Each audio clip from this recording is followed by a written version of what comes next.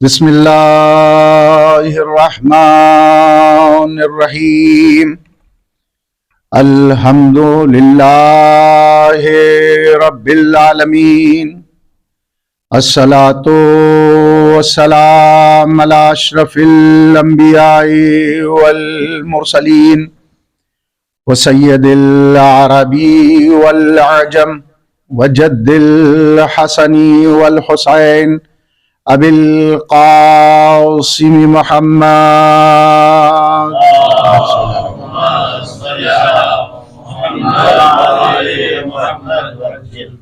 واہل بیتہ الطیبین الطاہرین ولعنۃ اللہ علی اعدائہم اجمعین من الآن الی قیام یوم الدین رب اشرح لی صدری ویسر لی امری واحلل عقدۃ من لسانی یفقہوا قولی اما بعد فقد تبارک و تعالی فی القرآن الکریم بسم اللہ الرحمن الرحیم وما خلقت الجن والانس الا لیعبدون صلوات ارشاد فرما دیں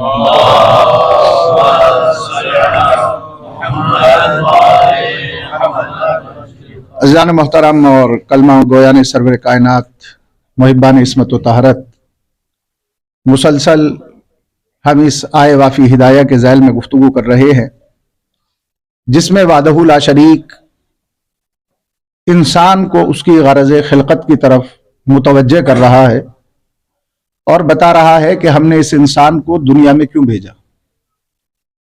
قرآن کریم کی یہ واضح آیت غرض خلقت انسانی کے اوپر سب سے بڑی دلیل ہے کہ ہم نے جن اور انسانوں کو پیدا ہی نہیں کیا مگر یہ کہ وہ ہماری عبادت کریں۔ بنیادی سوال یہی میں نے آپ کی عظیم بارگاہ میں عرض کیا تھا کہ جب اللہ نے اپنی عبادت کے لیے انسان کو پیدا کیا تو پھر یہ انسان اللہ کی عبادت سے غافل کیوں ہو رہا ہے؟ تو جس انسان کی فطرت سو جاتی ہے وہ عبادت سے بھی غافل ہو جاتا ہے، تو اللہ کی عبادت کرنے کے لیے لازم و ضروری ہے کہ فطرت کو جگایا جائے۔ اس لیے کہ اگر فطرت نہیں جاگے گی تو ہم صحیح طریقے سے اللہ کی عبادت نہیں کر سکتے۔ تو اب فطرت کو کیسے جگائیں؟ تو سوئی ہوئی فطرت کو جگانے کے لیے دین کو سمجھنا ضروری ہے۔ اگر ہم دین نہیں سمجھیں گے تو ہماری جبلت بیدار نہیں ہوگی، اور ہماری فطرت بیدار نہیں ہوگی تو ہم اللہ کی عبادت نہیں کر سکتے۔ اور میں نے کل عرض کیا کہ جو بھی دین ہے اس میں دو چیزیں ہیں، ایک عقیدہ ایک عمل۔ یعنی دین نام ہے اصول دین اور فروع دین کے مجموعے کا،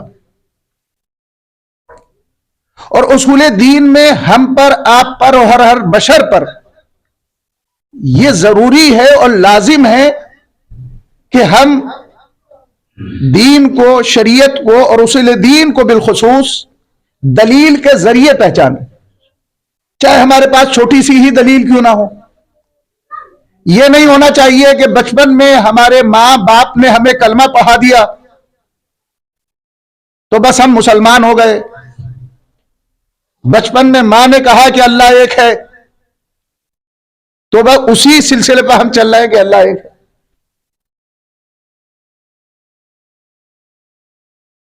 پیدارم سلطان بود والی مثال یہاں پہ نہیں آئے گی۔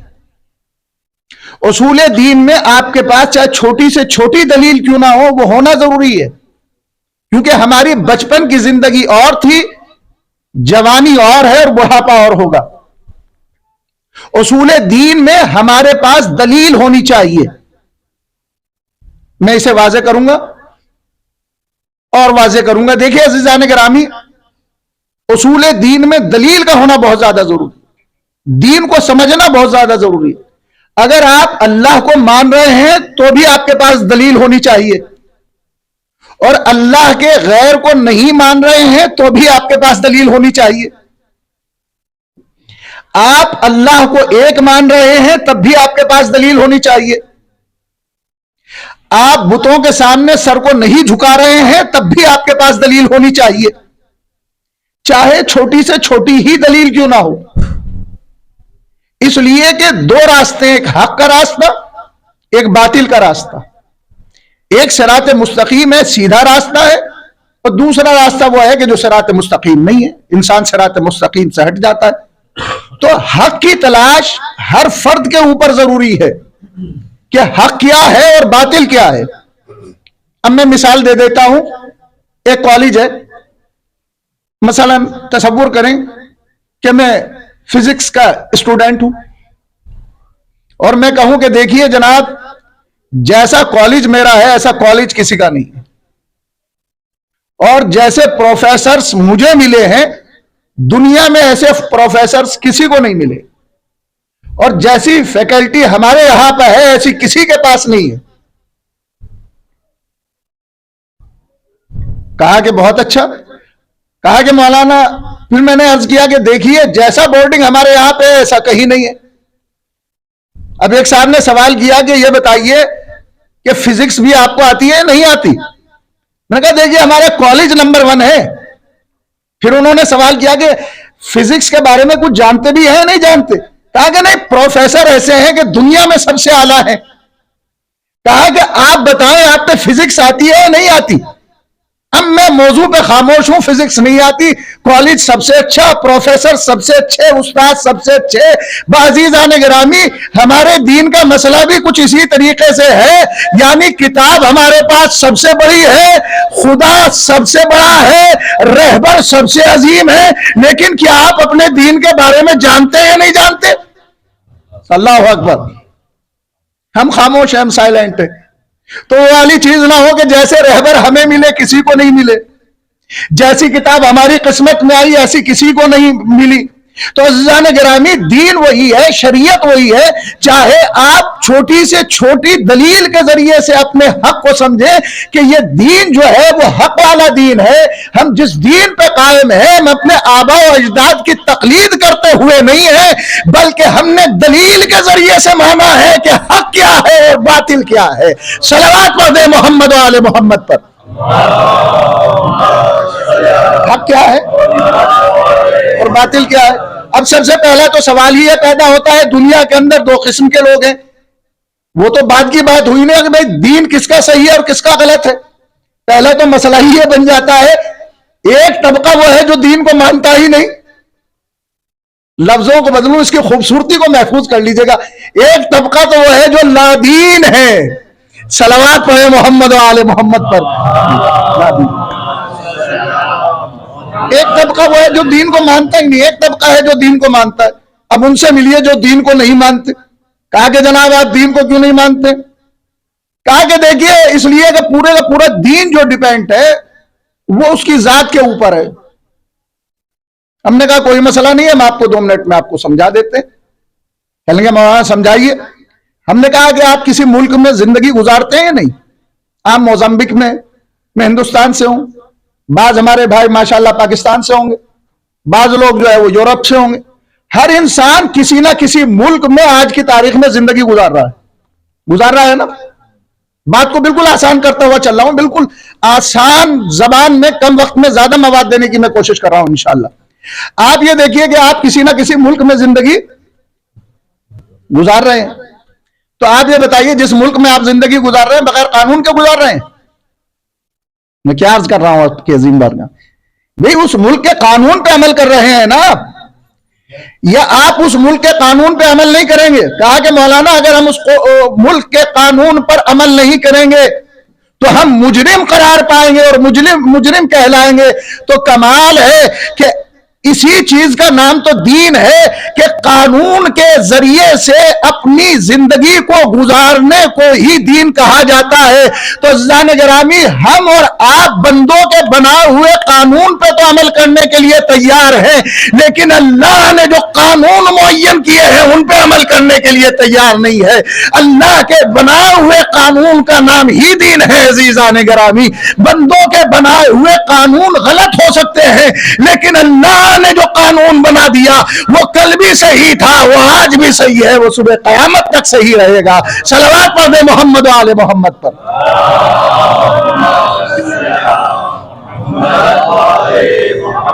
مل جل کر ایک مرتبہ اور صلوات ارشاد فرما دے باواز بلند۔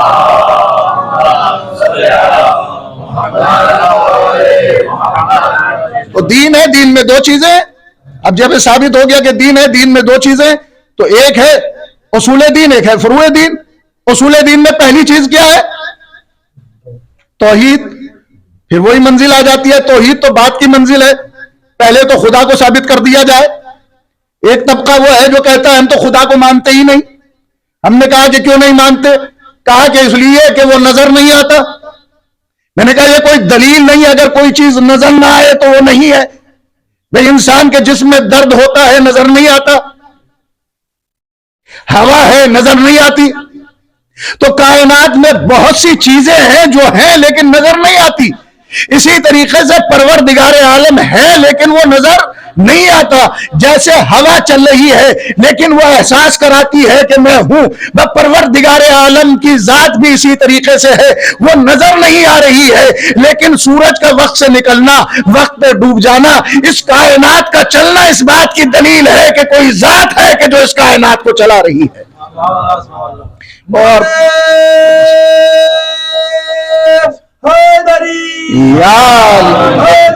یا علی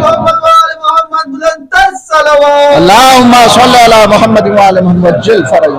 پہلے زمانے میں تو بچوں کو مثال دی جاتی تھی چرخے کی، اب تو جو نوجوان طبقہ ہے وہ چرخے کو جانتا ہی نہیں ہے کہ چرخہ کیا ہے۔ تو انہیں سمجھایا جا سکتا ہے کہ جیسے بائک بغیر چلانے والے کے نہیں چل سکتی، کار بغیر چلانے والے کے نہیں چل سکتی۔ ماشاءاللہ یہاں پہ آپ لوگوں کی فیکٹریز ہیں، اپنی کمپنیاں ہیں، تو جب ایک کمپنی بغیر چلانے والے کے نہیں چل سکتی ہے تو پھر کائنات کا اتنا بڑا نظام جی بغیر چلانے والے کے کس طریقے سے چل سکتا ہے؟ تو اس کائنات کو چلانے والا بھی تو کوئی ہو، بس جو اس کائنات کو چلا رہا ہے اسی کی ذات کا نام ہے اللہ۔ توجہ رکھیے گا عزیزان گرامی، اسی ذات کا نام ہے اللہ۔ اب اسے پہچانوایا کس نے؟ کہا کہ مولانا اسے پہچانوایا محمد و آل محمد نے۔ صلوات پڑھ دیں محمد و آل محمد پر۔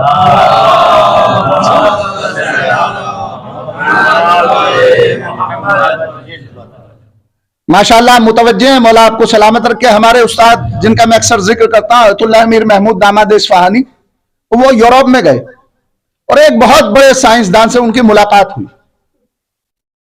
تو جب ان سے ملاقات ہوئی کہنے لگے آپ کون ہیں؟ کہا کہ میں شیعہ ہوں، مولا کا چاہنے والا ہوں۔ کہا کہ ہم تو خدا کو نہیں مانتے۔ بس یہیں سے بات کا آغاز ہوا ہے، دیکھیے آپ توجہ رکھیے گا۔ کہا کہ میں تو خدا کو نہیں مانتا ہوں۔ ہمارا عالم وہ ہوتا ہے کہ جو عقول کے مطابق گفتگو کرتا ہے، ماشاءاللہ۔ تو انہوں نے اس سائنسدان سے ایک سوال کیا، کہا کہ بتائیے آپ کے پاس کتنا علم ہے؟ تو اس نے کہا کہ ضرورت بھر ہے۔ کہا کہ اچھا پوری دنیا کے پاس کتنی معلومات ہے؟ توجہ، پوری دنیا کے پاس کتنی معلومات ہے؟ کہا کہ 5%۔ اگر پوری دنیا کے علم کو اور معلومات کو جمع کر لیا جائے تو کتنی پرسنٹ ہے؟ آپ جواب دیجئے بھائی۔ 5%۔ تو انہوں نے کہا کہ بتائیے کہ 95% انسان جاہل ہوا اور 5% کا عالم ہوا۔ اگر آپ یہ کہیں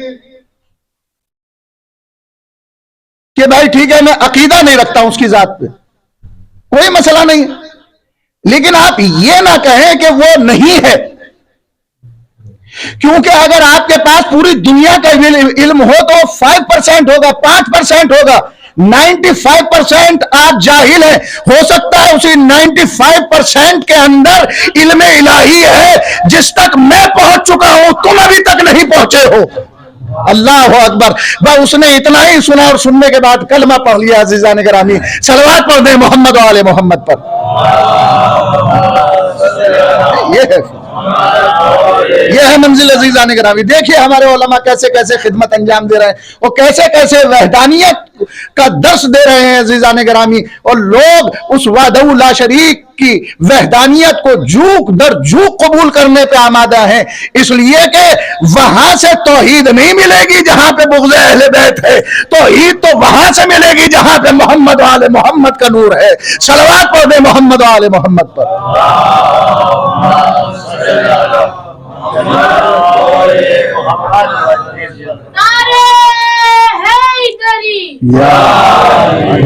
اب یہاں پہ رک کے ایک سوال میں آپ سے کر لوں اگر اجازت ہو؟ اجازت ہے بھئی. اللہ نے ہمیں تو اس لیے پیدا کیا تاکہ ہم اس کی عبادت کریں, تو کیا محمد و آل محمد کو بھی اسی لیے پیدا کیا؟ تو انہیں کیوں خلق کیا؟ اس نور کو خلق کیوں کیا؟ توجہ, کنتو کنزا مخفیہ فاحببت ان اعرف فخلقتک, میں چھپا ہوا ایک خزانہ تھا, جب میں نے چاہا کہ میں پہچانا جاؤں, پس اے محمد و آل محمد میں نے تمہیں خلق کر دیا. اس کا مطلب یہ ہوا کہ ہماری غرض خلقت ہے اس کی عبادت کرنا, اور ان کی غرض خلقت ہے اس کا تعارف کرانا. اول الخلق کہا اور کبھی قلم کہا, اور کبھی یہ کہا کہ میں نے محمد کو خلق کیا, کبھی کہا کہ نور کو خلق کیا, اور کبھی کہا کہ میں نے قلم کو خلق کیا, لیکن مراد یہی ہے, مراد یہی ہے. جب کچھ نہیں تھا تو اللہ نے ارادہ کیا, اور جب ارادہ کیا تو ان کے نور کو خلق کیا, اور جب ان کے نور کو خلق کیا تو کس لیے کیا؟ میں پہچانا جاؤں. قدرت نے کہا میں تھا چھپا ہوا خزانہ. بھی توجہ رکھیے گا, اللہ کس چیز کا خزانہ تھا؟ سونے کا خزانہ, چاندی کا خزانہ, ہیرو جواہرات کا خزانہ. کس چیز کا خزانہ تھا؟ کہا کہ نہیں, یہ سب چیزیں ہیں میٹل, یہ ہے مادہ, اور جو مادہ ہو وہ خدا ہو نہیں سکتا. تو پھر خزانہ کیسا؟ کہا کہ علم کا خزانہ, رحم کا خزانہ, کرم کا خزانہ, غفاریت کا خزانہ. تو پروردگار عالم نے کہا کہ میں پہچانا جاؤں, تو اللہ نے ایسی شخصیتوں کو دنیا میں بھیجا کہ تم انہیں دیکھتے چلے جاؤ, مجھے پہچانتے چلے جاؤ. صلوات پڑھیں محمد و آل محمد پر.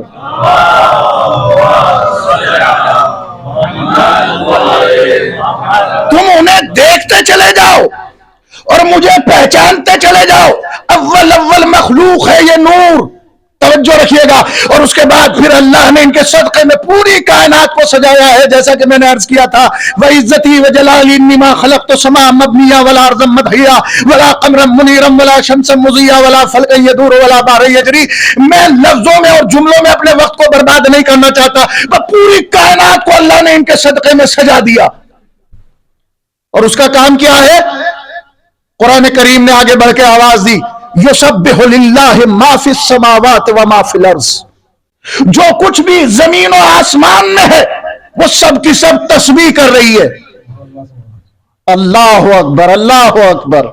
کس منزل تک میں آپ کو لے جانا چاہتا, یسبح للہ ما فی السماوات وما فی الارض. جو کچھ بھی زمین و آسمانوں میں ہے وہ سب کی سب تسبیح ہے, پروردگار کر رہی ہے. تو میرا سوال ہے کہ پروردگار الحمدللہ رب العالم ہے, عالمین ہے. پروردگار عالم کا رب نہیں ہے, عالمین کا پروردگار ہے. ابھی تو دنیا 18,000 عالم تلاش کر پائی ہے, نہ جانے اس میں کتنی مخلوق. کچھ مخلوق وہ جو نظر آتی ہے, کچھ مخلوق وہ جو ہمیں نظر نہیں آتی ہے. سب کے سب تسبیح الہی کر رہے ہیں. پھر سوال ہے, اس پوری مخلوق کو تسبیح کرنے کا سلیقہ کس نے سکھایا؟ صلوات پڑھ دیں محمد و آل محمد پر.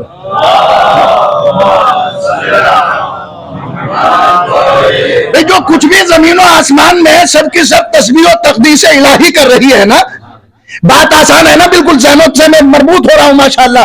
بڑے پڑھے لکھے ذہن میری نگاہوں کے سامنے بیٹھے ہوئے ہیں. آج آپ کو عجیب منزل پر سیر کرانا چاہ رہا ہوں. تو اللہ نے پوری مخلوق کو پیدا کیا, خلق کیا. وَيُسَبِّحُ لِلَّهِ, وہ سب کی سب تسبیح کر رہی ہے. تو بھائی انہیں کسی نے سلیقہ تسبیح تو سکھایا ہوگا نا، کسی نے تسبیح کرنے کا طریقہ تو بتایا ہوگا. کہا کہ جب اللہ نے تمام چیزیں بنائی تو جنت میں ملائکہ کو خلق کیا. تو اب ملائکہ کے بارے میں ملتا ہے، فرشتوں کے بارے میں ملتا ہے، جو رکوع میں ہے وہ رکوع میں، جو سجدے میں ہے وہ سجدے میں، جو قیام میں ہے وہ قیام میں، جو قعود میں ہے وہ قعود میں، جو ذکر کر رہا ہے وہ ذکر کر رہا ہے. تو اللہ نے سب سے پہلے بنایا ان اہل بیت کے نور کو، اس کے بعد کائنات کو سجایا. تو جیسے ہی سجایا تو انہیں اپنے صفات کا مظہر بنایا، اور جیسے ہی مظہر بنایا تو پھر وہی شان ان کے اندر نظر آئی. تو انہوں نے کہنا شروع کیا اور تسبیح پڑھنی شروع کی، سبحان اللہ سبحان اللہ سبحان اللہ سبحان اللہ. تو ملائکہ نے ان کی تسبیح سے تسبیح سیکھی، ان کے قیام سے قیام سیکھے، ان کے رکوع سے رکوع سیکھے، ان کے سجدوں سے سجدے سیکھے. جب ان کی سبحان جیسی ذات دیکھی تو فرشتے حیران ہو گئے، لیکن جیسے ہی اس نور نے تسبیح پڑھی سبحان اللہ سبحان اللہ سبحان اللہ سبحان اللہ، ملائکہ حیران ہو گئے. ہم تو انہیں اللہ سمجھ رہے تھے، لیکن انہوں نے بتایا ہم اللہ نہیں ہے، اللہ وہ ہے جس نے ہمیں خلق کیا ہے. سبحان اللہ کی تسبیح تمام ہوئی. پھر اس کے بعد انہوں نے اپنی کبریائی کو ظاہر کیا، اور جیسے ہی کبریائی کو ظاہر کیا ملائکہ حیران و پریشان ہوئے. جب ملائکہ حیران و پریشان ہوئے تو فوراً انہوں نے کہا اللہ اکبر اللہ اکبر اللہ اکبر. یہاں پہ اکبر کا مطلب یہ نہیں ہے کہ اللہ بڑا ہے. اپنے یوتھ سے میں مخاطب ہوں اور جہاں تک میری آواز جا رہی ہے، اکبر کا مطلب ہے وہ بزرگ و برتر ہے، ایک ایسا عظیم جس کے مقابلے پہ کوئی ہے ہی نہیں.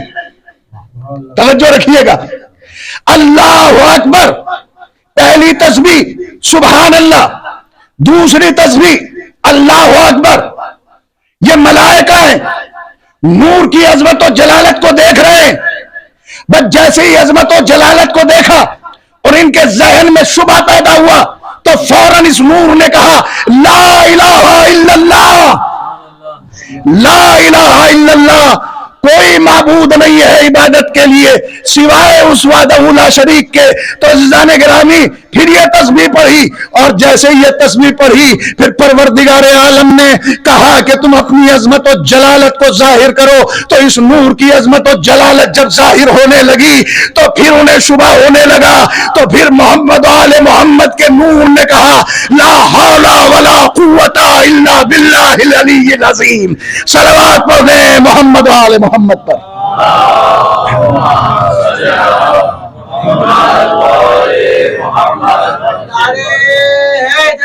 یا علی. تو اللہ نے ان کے نور کو خلق کیا اور انہوں نے پوری مخلوق کو تسبیح کا سلیقہ عطا کیا. کہا کہ مولانا ملائکہ کو تو تسبیح کا سلیقہ عطا کر دیا، اب جو دوسری مخلوق ہے اسے کیسے تسبیح کا سلیقہ عطا کیا؟ میں نے کہا اگر تمہاری سمجھ میں نہ آئے تو آ جاؤ رسول کے زمانے میں. رسول نے سنگریزے ہاتھوں پہ اٹھائے تو تسبیح و تحلیل کرنے لگے. صلوات پڑھیں محمد و آل محمد پر. اللہ اکبر. یا رسول اللہ.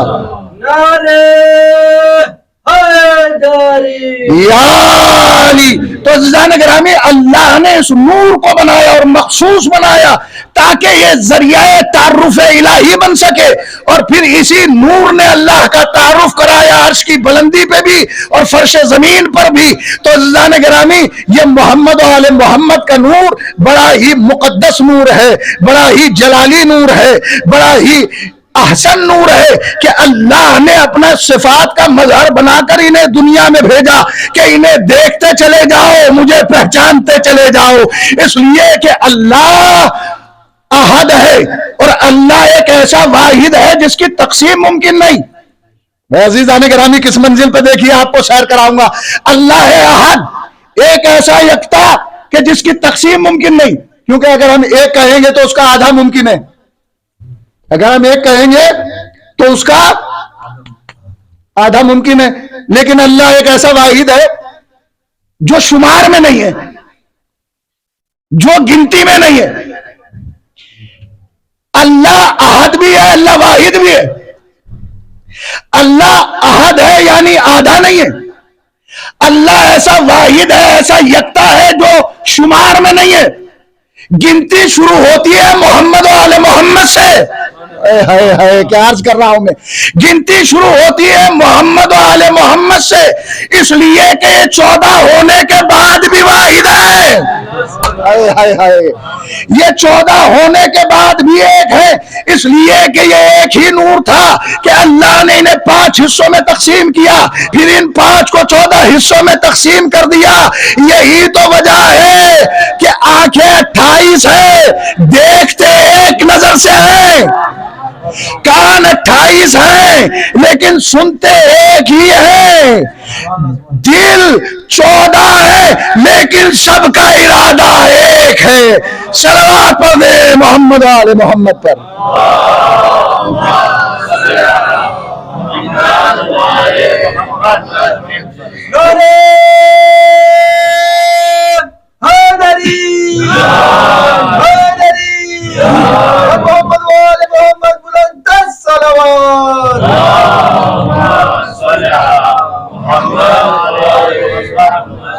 اچھا مجھے تو نہیں معلوم کو آپ کو سننے میں لطف آ رہا ہے نہیں, لیکن مجھے سنانے میں بڑا لطف آ رہا ہے. جو مجمع ہے اور جو چہرے دیکھے ہوئے ہیں ماشاءاللہ, وہ لگ رہا ہے کہ بھئی میں پر لطف ہوں. الحمدللہ, مولا سلامت رکھے اور آپ کی توفیقات میں بے پناہ اضافہ فرمائے میرے مولا. اللہ ہے واحد. اور جب خدا کی اور اہل بیت کی بات ہوتی ہے تو لوگ شرک شرک کے نعرے لگانے لگتے. تو ہمارے علماء نے بڑی گفتگو کی ہے شرک کے حوالے سے کہ وہ ہے اور یہ ہے. اور میرے معصوم نے بھی فرمایا ہوا ہوا وہ نانو نانو, وہ ہے ہم ہیں. نہ وہ تمہاری سمجھ میں آ سکتے ہیں اور نہ ہم تمہاری سمجھ میں آ سکتے ہیں. وہ بھی تمہاری عقل سے بالا, ہم بھی تمہاری عقل سے اعلیٰ. اس لیے کہ رسول اللہ نے فرمایا کہ اللہ کو پہچانا میں نے علی نے, اور مجھے پہچانا اللہ یا علی نے, اور علی کو پہچانا اللہ نے یا میں نے. تو عزیزان گرامی, یہ وہی ہے کہ جو پہچانتے ہیں ایک دوسرے کو. ہماری حیثیت ہی نہیں ہے کہ ہم اس طریقے سے اسے پہچان سکیں جو اس کی حقیقت ہے. ہم تو اتنا ہی جانتے ہیں جتنا اہل بیت نے ہمیں بتایا, جتنا اہل بیت نے ہمیں سمجھا دیا. اب دیکھیے ان کی ذات کیسی ہے اور ہم کیسے ہیں. ہم میں اور ان میں بڑا فرق ہے. ہم جب اللہ کو پہچانتے ہیں تو پھر ہم وسیلے کے ذریعے, آثار کے ذریعے, چاند کو دیکھ کر, سورج کو دیکھ کر اور بہت سی چیزوں کو دیکھ کے اللہ کو پہچانتے ہیں, ہے نا. ایسے ہی پہچانتے ہیں نا اللہ کو. قسم خدا کی یہ جملہ زیب دیتا ہے خطیب منبر سلونی پر. اگر کوئی اور ہوتا تو کلیجہ پھٹ جاتا. اے میرے مولا آپ کے اس فقرے کے قربان ہو جاؤں. یا من دلہ بذات ہی علی ذات, جس کی ذات پر دلیل ذات ہی اس کی ذات ہے. کہہ سکتا ہے کوئی خطیب منبر سلونی کے علاوہ کسی کی حیثیت نہیں ہے کہ کوئی اس جملے اور اس فقرے کی ادائیگی کر سکے. یا من دل بذات ہی علی ذات, میرے مولا بس اتنی قوت دے دیں. یہ آپ کا اتنا سخت جملہ ہے کہ بالکل آسان کر کر ان کے اذہان تک منتقل کر سکوں. جس کی ذات پر دلیل ذات ہی خود اس کی ذات ہے. ہم نے اور آپ نے رب کو کیسے پہچانا؟ آثار کے ذریعے نا, کیونکہ ہم نے زمین کو دیکھا ہے, آسمان کو دیکھا ہے, درختوں کو دیکھا ہے, تو ہم نے انہیں دیکھا تو اللہ کو پہچانا. اب جملہ صرف کروں, جن کی خلقت چاند سے پہلے ہو وہ اللہ کو کیسے پہچانے؟ جن کی خلقت سورج سے پہلے ہو وہ اللہ کو کیسے پہچانے؟ جن کی خلقت کائنات سے پہلے ہو وہ اللہ کو کیسے پہچانے؟ بھئی ہم نے تو آثار کے ذریعے سے دنیا کو دیکھ کے اللہ کو پہچانا نا, لیکن جن کی خلقت کائنات سے پہلے ہوئی ہے وہ اللہ کو کیسے پہچانے؟ اسی لیے تو میرے مولا نے فرمایا انا حجاب اللہ الاکبر, وہ حجاب اکبر ہم ہیں. اللہ اکبر, وہ اول حجاب ہم ہیں. میرے مولا نے فرمایا اے میرے مولا ہم سمجھیں کس طریقے سے کہ یہ جملہ کتنا عظیم جملہ ہے جس کی ذات پر دلیل ذات ہی اس کی ذات ہے. کہا کہ دیکھو نہج البلاغہ کو پڑھو تو سمجھ میں آ جائے گا پوری کائنات وہ ہے کہ جو وسیلے کے ذریعے اللہ کو پہچانتی ہے، لیکن ہم محمد و آل محمد وسیلے کے ذریعے نہیں بلکہ اللہ کو اللہ کے ذریعے سے پہچانتے ہیں. صلوات پڑھیں محمد و آل محمد پر.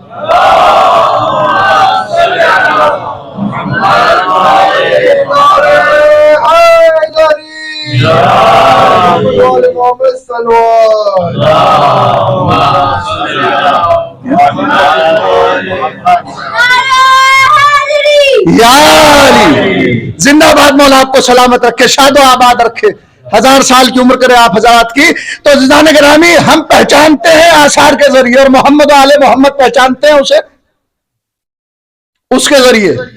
میں اکثر یہ کہہ رہا ہوں کہ جیسے ہم اہل بیت کے حوالے سے گفتگو کرتے ہیں تو دنیا کنفیوز ہونے لگتی ہے اور کہنے لگتی ہے کہ آپ شرک کرتے ہیں. محمد و آل محمد کا خود وجود وحدانیت الہی کی دلیل ہے. اللہ اکبر، کتنا عظیم جملہ میں صرف کر رہا ہوں. محمد و آل محمد کا وجود یہ اس بات کی دلیل ہے کہ اللہ کی ذات میں کسی کو شریک قرار نہیں دیا جا سکتا. کیوں؟ اس لیے کہ اللہ نے انہیں خلق کیا اور ان کے ذریعے سے پورے نظام کو تیار کیا ہے پروردگار عالم نے. اب یہ ایک مکمل جملہ ہے، قبلہ جانتے ہیں، اور مکمل علم کلام میں ایک بحث ہے کہ خلق ایک کیفیت کا نام ہے. خلق کرنا ایک کیفیت کا نام ہے، اور اگر اللہ بار بار خلق کرے گا تو کیفیت بدلے گی، اور جہاں تغیر ہو جائے وہ خدا نہیں ہے، وہ خدا نہیں ہے. تو اللہ نے محمد و آل محمد کے نور کو خلق کیا، اور اس محمد و آل محمد کے نور نے بتایا کہ دیکھو شرک جائز نہیں ہے، اور ہم دلیل ہے کہ وہ ہے، ہوا ونحنو نحنو. اور عزیزان گرامی اب آپ کی خدمت میں عرض کروں، دنیا شرک شرک شرک کے نعرے لگا رہی ہے اور بہت سی آیتیں پیش کی جاتی ہیں، بہت سی حدیثیں پیش کی جاتی ہیں. میں تو ایک چھوٹا سا واقعہ بیان کروں گا، اور میری اپنی عادت یہ ہے کہ میں ایسی چیز پیش کرتا ہوں تاکہ جب تک انسان بحیات رہے، مولا آپ کی عمروں کو طولانی کرے، آپ کی ذہن سے وہ چیز نہ نکلے. اجازت ہے تو پیش کروں؟ اسی گھر سے یہ درس مل سکتا ہے اور کسی دوسرے گھر سے نہیں مل سکتا.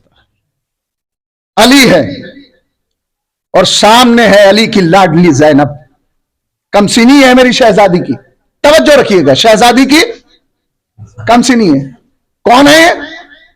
زینب. زینب کا مطلب آپ جانتے ہیں نا، اپنے باپ کی. بابا کون ہے؟ علی. علی کس چیز کی زینت ہے؟ کعبے کی زینت، منبر کی زینت، سلسبیل کی زینت، کوثر کی زینت، کائنات کی زینت. پھیلا دیجئے اسے جہاں تک لے جانا چاہتے ہیں، کیونکہ یونس صاحب نے کہہ رکھا ہے لفاظی بالکل نہیں کرنی ہے. تو عزیزان گرامی آپ کے وقت کو بچاتے ہوئے، کائنات کے ذرے ذرے کی زینت ہے علی، اور علی کی زینت کا نام ہے زینب. شہزادی زینب ہے. یہ سوال شہزادی ہی کر سکتی ہیں کیونکہ عالم غیر معلمہ ہے. آپ نے سوال کیا کہ بابا کیا آپ رسول اللہ سے محبت کرتے ہیں؟ کہیں گے بے شک بیٹا. توجہ. اچھا والدہ گرامی سے؟ کہیں گے بے شک. اور میرے بھائی حسن و حسین سے؟ کہیں گے بے شک. اور مجھ سے؟ کہا کہ میرے لاڈلے اس میں کوئی شک ہے؟ کہا کہ نہیں. علی کی لاڈلی ہے نا، خطیب منبر سلومی کی بیٹی ہے نا. ہمیں سمجھانے کے لیے سوال کیا اپنے بابا سے، اے بابا یہ کیسے ممکن ہے کہ ایک وقت میں اللہ سے بھی محبت ہو اور اللہ کے غیر سے بھی محبت ہو؟ یا اللہ، اللہ اکبر. یہ کیسے ممکن ہے؟ ایک ہی دل میں اللہ کی بھی محبت اور اللہ کے غیر کی بھی محبت. تو خطیب منبر سلونی تھا نا، تو فی البدی جواب دیا، میری لاڈلی میں اللہ سے محبت کرتا ہوں اور تم سب سے اللہ کی وجہ سے محبت کرتا ہوں.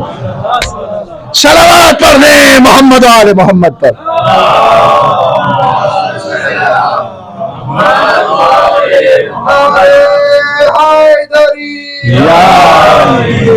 تو عزیزان گرامی اگر بہن کا ذکر ہوا ہے تو اگر بھائی کا ذکر نہ ہو تو پھر فائدہ کیا ہے؟ اگر بہن نے شرک کے بارے میں واضح کیا مسئلے کو تو پھر توحید کا مسئلہ علی کے لال ابو الفضل العباس نے بھی واضح کیا. سرکار ابو الفضل العباس ہیں، کمسنی ہیں، اور زانو پہ بیٹھے ہوئے حضرت علی کے. توجہ رکھیے گا، حضرت علی کے زانو پہ بیٹھے ہوئے.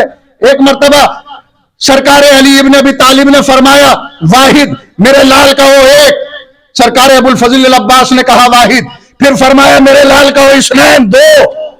تو اب سرکار ابو الفضل العباس خاموش ہیں. پھر کہا میرے لال کا وہ واحد ایک. سرکار ابو الفضل العباس نے کہا واحد. کہا میرے لال کا وہ اثنین، دو. دیکھیے عزیزان گرامی، عربی میں اور دوسری زبانوں میں فرق یہ ہے کہ تمام دنیا کی زبانوں میں واحد استعمال ہوتا ہے، اس کے بعد پھر جمع استعمال ہو جاتا ہے. توجہ رکھیے گا.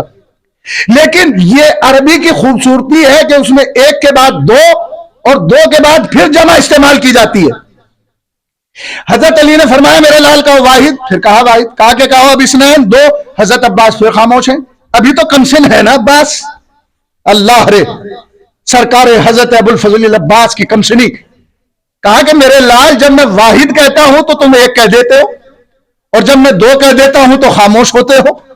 کہا کہ بابا جس زبان سے میں نے اللہ کی وحدانیت کا اقرار کر لیا اس زبان سے میں دو کیسے کہہ سکتا ہوں؟ صلوات پڑھنے محمد آل محمد پر. اس زبان سے میں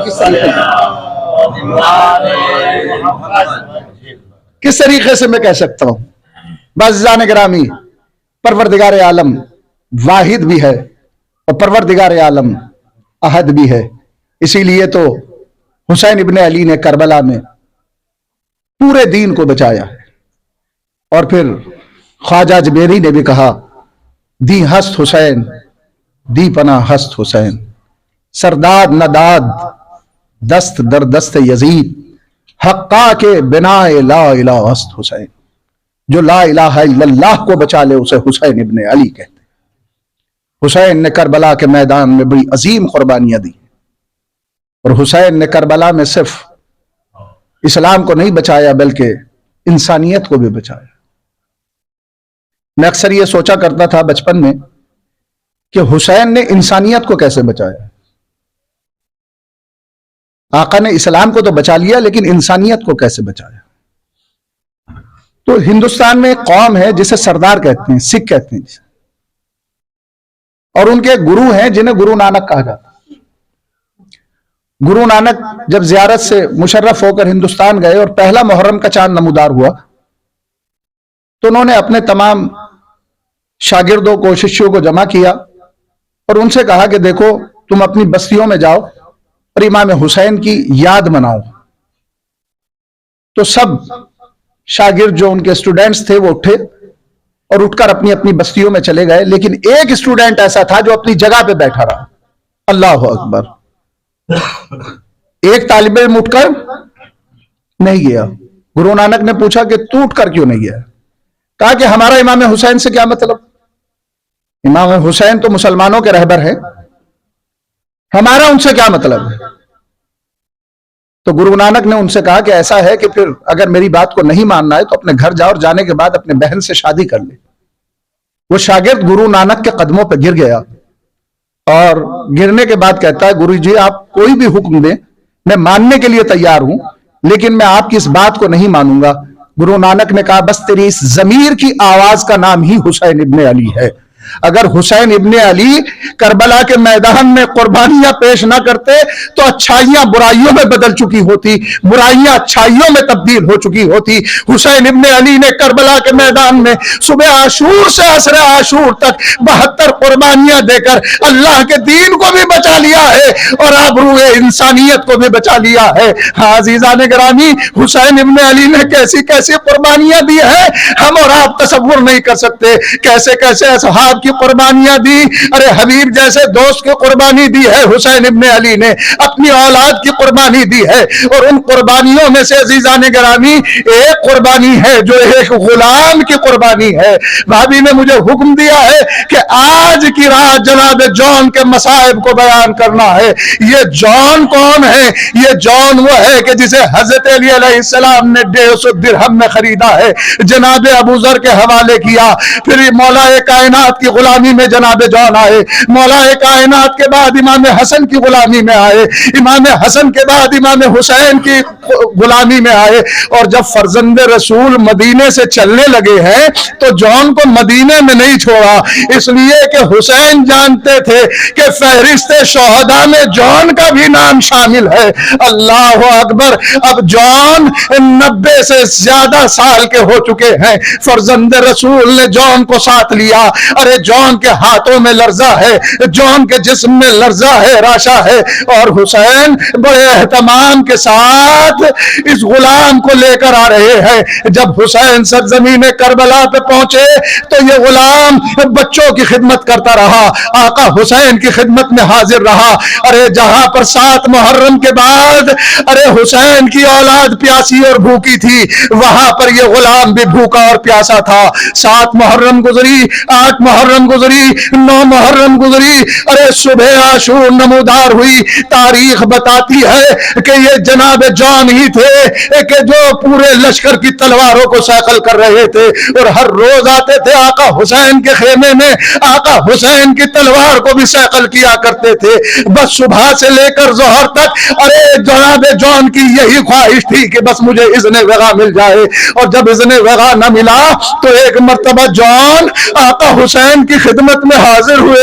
اے آقا، میں سیاہ فام ہوں، میرے جسم سے بو آتی ہے، ارے میرا نسب اور حسب بہت بالا نہیں ہے، وہ فرزند رسول طرف گئے، آگے بڑھے، ارے جان کو گلے سے لگایا۔